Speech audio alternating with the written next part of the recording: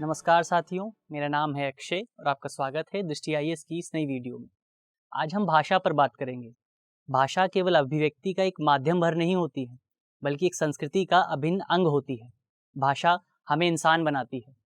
क्या आप जानते हैं कि दुनिया भर में 6500 से ज़्यादा भाषाएं बोली जाती हैं? अकेले भारत में 22 भाषाओं को आधिकारिक भाषा के तौर पर मान्यता दी गई है। इसके अलावा भारत में 1000 से ज़्यादा अन्य भाषाएं भी बोली जाती हैं। इस तरह भाषा हमारे विकास में एक महत्वपूर्ण भूमिका अदा करती है।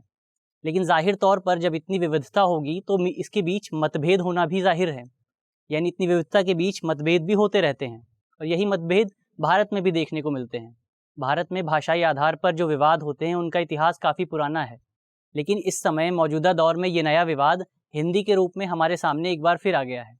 आज इस वीडियो में हम इसी विवाद को समझने की कोशिश करेंगे, जानेंगे कि आखिर भारत को जो ये पूरा विवाद है वो किस संदर्भ में है और हिंदी को राष्ट्रभाषा के रूप में मान्यता देने की बात जो की जा रही है वो क्या है। आज का जो हमारा विषय है वो है कहाँ थमेगी हिंदी पर छिड़ी जंग, यानी हिंदी को लेकर जो विवाद हो रहा है वो कब समाप्त होगा। वीडियो शुरू करने से पहले एक बार वीडियो की रूपरेखा को समझ लेते हैं, यानी जान लेते हैं कि वीडियो में हम किन बिंदुओं की बात करने वाले हैं। सबसे पहले बात करेंगे खबर की, यानी जो नया विवाद है वो किस बात को लेकर है। इसके बाद भारत की भाषाई विविधता को जानेंगे और साथ ही ये भी जानेंगे कि भारतीय संविधान में हिंदी की क्या स्थिति है। इसके अलावा भारतीय संविधान में जब भारत का संविधान निर्माण हो रहा था तो संविधान सभा में हिंदी पर क्या विमर्श किया गया था, और त्रिभाषा सूत्र पर भी बात करेंगे। साथ ही जो हिंदी को एक नेशनल लैंग्वेज की मान्यता देने की बात की जा रही है उसके पक्ष और विपक्ष को भी जानेंगे। अंत में निष्कर्ष और एक प्रश्न की भी चर्चा करेंगे।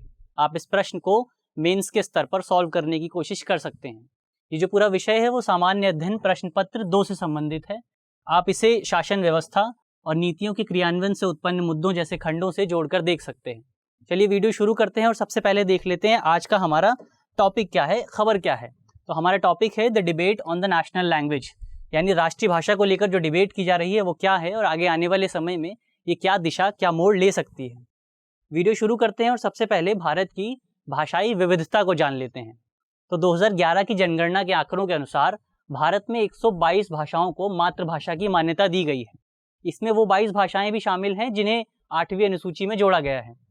तो ये तो वो भाषाएं हैं जिनके यूजर्स की संख्या, जिनके उपयोगकर्ताओं की संख्या 10,000 से ज़्यादा है। लेकिन भारत में ऐसी कई छोटी ऐसी भाषाएं भी हैं जिनके यूजर्स की संख्या 10,000 से कम है, और ऐसी भाषाओं और बोलियों की संख्या 19,500 से ज़्यादा है। यानी भारत एक समग्र तौर पर भाषाई विविधता वाला देश है। लेकिन इस पूरी भाषाई विविधता में एक भाषा का वर्चस्व सबसे ज़्यादा है। एक भाषा काफ़ी व्यापक स्तर पर बोली जाती है और वो है हिंदी। हिंदी भारत में जो बोली जाती है 2011 की जनगणना के आंकड़े बताते हैं कि भारत में लगभग 43.6% लोग हिंदी बोलते हैं। ये लगभग भारत की 52.8 करोड़ जनसंख्या हिंदी का प्रयोग करती है। इसके बाद अन्य भाषाओं की बारी आती है जिसमें बंगाली, मराठी, तेलुगु और तमिल जैसी भाषाएं शामिल हैं। एक और आंकड़े पर नज़र डालें, 2011 का ही आंकड़ा है, तो हम पाएंगे कि बीते कुछ वर्षों में लगातार हिंदी भाषा के जो प्रयोगकर्ता हैं उनकी संख्या में वृद्धि हो रही है। वर्ष 1971 की जनगणना में हमने पाया था कि लगभग 36 या 37% लोग हिंदी भाषा को प्रयोग करते हैं, हिंदी भाषा का अपनी मदर टंग के रूप में पहचानते हैं। वर्ष 2011 में ये संख्या लगभग 43% के आसपास हो गई। इस तरह से हिंदी भाषाई जो लोग हैं, हिंदी भाषा का प्रयोग करने वाले जो लोग हैं, उनकी संख्या में वृद्धि हो रही है। अब जान लेते हैं कि भारतीय संविधान में हिंदी भाषा की क्या स्थिति है, यानी भारतीय संविधान हिंदी भाषा को किस तरह से देखता है। तो भारतीय संविधान में किसी भी भाषा को राष्ट्रभाषा का दर्जा नहीं दिया गया है, यानी हिंदी हमारी राष्ट्रभाषा नहीं है। अक्सर इस बात को लेकर विवाद होता है कि हिंदी हमारी राष्ट्रभाषा है या नहीं है। तो संविधान में स्पष्ट किया गया है कि हमारी कोई भी राष्ट्रभाषा नहीं है। संविधान का अनुच्छेद 343 हिंदी और अंग्रेजी को संघ की आधिकारिक भाषा के रूप में मान्यता देते हैं।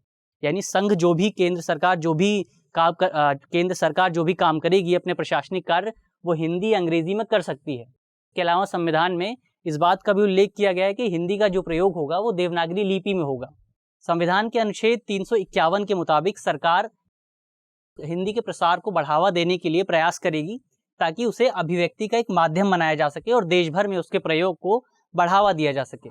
इस संबंध में गुजरात हाईकोर्ट का एक मामला काफ़ी प्रचलित है। ये मामला वर्ष 2010 में हमारे सामने आया था।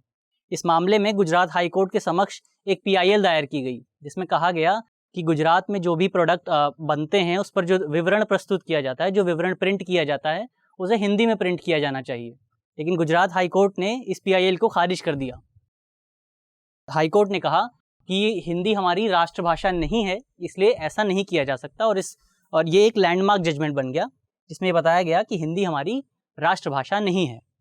अब बात कर लेते हैं कि अक्सर ये एक महत्वपूर्ण प्रश्न है कि जो विवाद अभी हमारे सामने है कि हिंदी को राष्ट्रभाषा बनाया जाना चाहिए या नहीं, तो क्या ये विवाद तब सामने नहीं आया था जब संविधान बनाया जा रहा था, जब हमारे संविधान निर्माता भारत के भविष्य को लेकर तमाम निर्णय ले रहे थे? तब भी सामने आया था। तब भी हमारी संविधान सभा इस पूरे प्रश्न को लेकर काफ़ी विभाजित थी।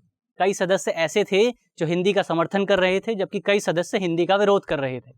जो सदस्य हिंदी का समर्थन कर रहे थे उनका कहना था कि अंग्रेजी गुलामों की भाषा है, अंग्रेजी एक गुलामों की लेगेसी है, एक कॉलोनियल लेगेसी है।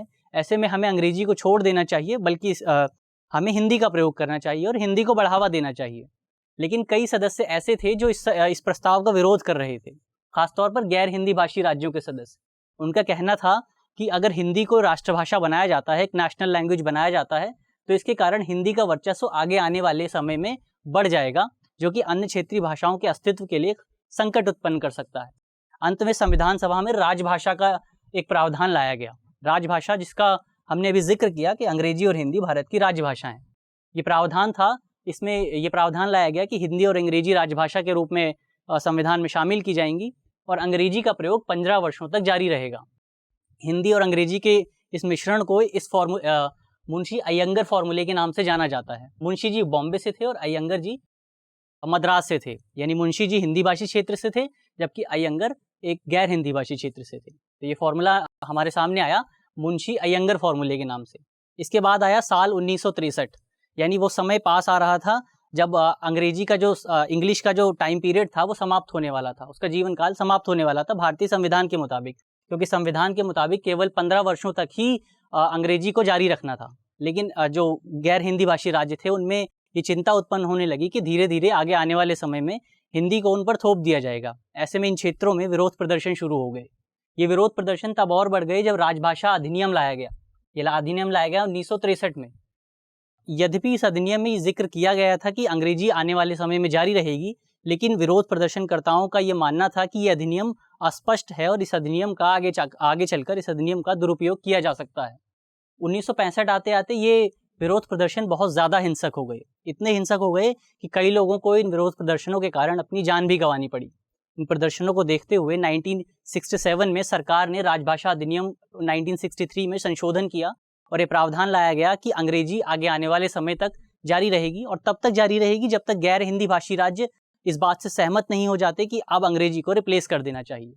यानी अब अंग्रेजी और हिंदी दोनों को ही भारत की राजभाषा के रूप में मान्यता दे दी गई अनंत काल के लिए, तब तक के लिए जब तक गैर हिंदी भाषी राज्य इस बात से सहमत नहीं हो जाते। इसके बाद आया साल 1968। इसी साल इंदिरा गांधी की सरकार ने राष्ट्रीय शिक्षा नीति जारी की।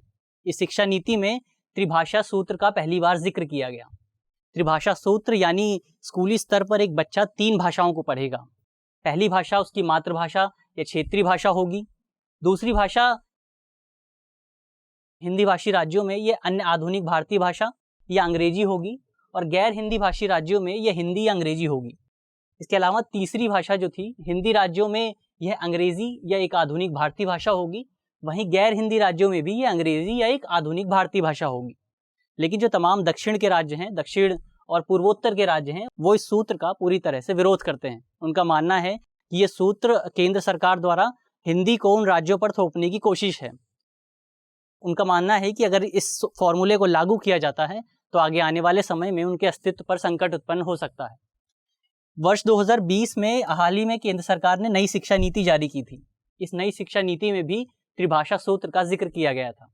हालांकि कई जानकार कहते हैं कि त्रिभाषा सूत्र को इस नई शिक्षा नीति में काफ़ी लिबरल तरीके से लागू किया गया है, लेकिन फिर भी जो दक्षिण के राज्य हैं उनके द्वारा इस नई शिक्षा नीति में जो त्रिभाषी सूत्र को शामिल किया गया है उसका विरोध किया जा रहा है।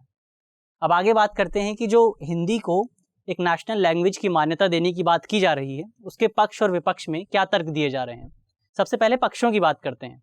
तो सबसे पहले ये कहा जा रहा है, हिंदी के समर्थक ये अक्सर कहते हैं कि अगर हिंदी को नेशनल लैंग्वेज बनाया जाता है तो इसके कारण देश में एकता उत्पन्न होगी। यानी अगर देश के सभी लोग एक ही भाषा बोलेंगे तो उनमें एकजुटता आएगी। इसके अलावा उनका तर्क है कि अगर भारत में एक नेशन एक भाषा का सूत्र अपनाया जाता है, इस फॉर्मूले को अपनाया जाता है, तो इसके कारण संयुक्त राष्ट्र जैसे बड़े अंतर्राष्ट्रीय मंचों पर हिंदी को मान्यता दिलाने में भी मदद मिलेगी, जो कि अंतर्राष्ट्रीय स्तर पर भारत की स्थिति को मजबूत करेगा। इसके अलावा कई लोग ये भी मानते हैं कि अगर हम भारत में एक ही भाषा का प्रयोग करते हैं, एक ही भाषा को देश भर में प्रयोग किया जाता है, तो इससे हमारी प्रशासनिक दक्षता में भी सुधार होगा। ये तो हुए उन लोगों के पक्ष जो इनका समर्थन करते हैं, मगर कुछ लोग इस पूरे कॉन्सेप्ट का विरोध भी करते हैं। उनका कहना है कि भारत में आधे से अधिक नागरिकों की मातृभाषा हिंदी नहीं है। ऐसे में अगर उन लोगों पर हिंदी को राष्ट्रभाषा बनाया जाता है तो ये वैसा ही होगा कि उन पर हिंदी थोपी जा रही है। यानी अगर हम हिंदी को भारत की राष्ट्रभाषा बनाते हैं तो ये उन पर जो लोग हिंदी नहीं बोलते हैं उन पर हिंदी थोपने जैसा होगा।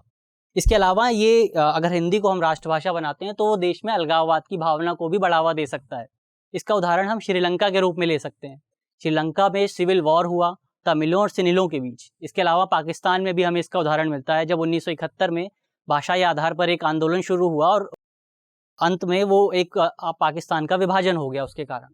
साथ ही भारत एक विविधताओं का देश है और विविधता हमारी पहचान है। ऐसे में अगर हम पूरे देश में एक भाषा को लागू करते हैं तो ये हमारी विविधता के लिए भी खतरा उत्पन्न कर सकता है, जो कि हमारे अस्तित्व के लिए एक संकट हो जाएगा। हमारी अस्तित्व पर, हमारी पहचान पर एक सवालिया निशान खड़ा कर देगा। इसके अलावा जो भाषा होती है वो संस्कृति की रक्षा का एक साधन होती है। कई लोग ये मानते हैं कि भाषा संस्कृति की रक्षा का साधन है। ऐसे में अगर हम भाषा को छीन लेंगे किसी से तो उसकी संस्कृति भी उससे छिन जाएगी, उसकी संस्कृति के लिए भी एक संकट उत्पन्न हो जाएगा। तो ये हुए वो तर्क जो विपक्ष में दिए जाते हैं। यानी हमें इन तर्कों के लिहाज से भारत में हिंदी को एक राष्ट्रीय भाषा नहीं बनाना चाहिए। अब निष्कर्ष के तौर पर हम क्या कह सकते हैं? निष्कर्ष के तौर पर हम कह सकते हैं कि भारत एक सुंदर कालीन की तरह है, जिसे सांस्कृतिक और भाषाई विविधता के आधार पर बुना गया है। ऐसे में अगर हम किसी एक भाषा को राष्ट्रभाषा के रूप में लागू करते हैं तो ये इस कालीन की सुंदरता को प्रभावित करेगा। तो ऐसे में क्या करना चाहिए? हमें विविधता में एकता के दर्शन को सांस्कृतिक बोझ नहीं समझना चाहिए। यानी हमारे पास जो है हमें उसे एक्सेप्ट करना चाहिए और उसे बढ़ाने की कोशिश करना चाहिए।